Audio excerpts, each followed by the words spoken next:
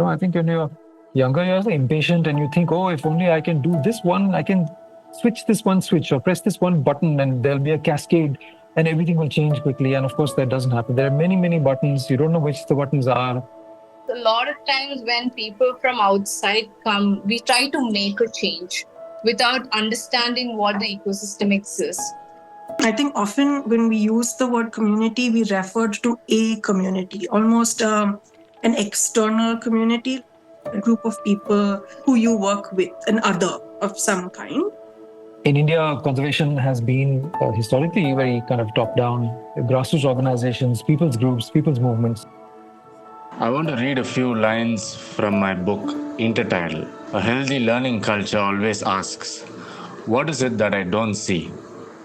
A culture which constantly invisibilizes is one which forsakes its spine and will crack under its own weight.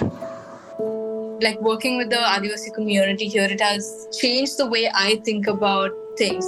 I'm using what the community is teaching me and the immense knowledge that the community has.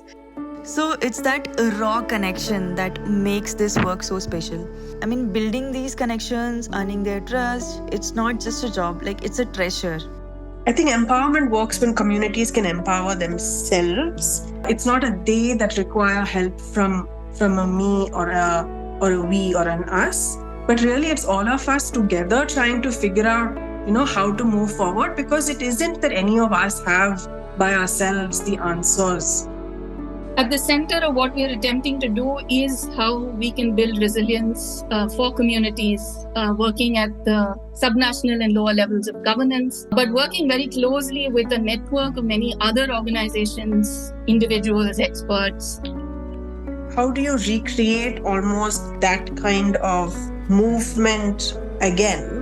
But how do you do that in a way that isn't dependent on us as an external group? The successes I've seen are really when it's not a dependency, but it is much more of a partnership. What has helped in this ecosystem is the collaborations, different kinds of expertise which comes in, which broadens that circle of community.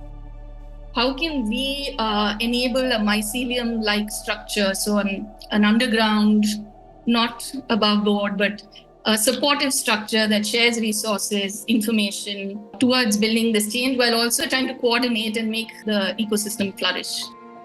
That's been a learning journey and how to navigate sort of these institutional differences, individual differences in people's philosophies, approaches.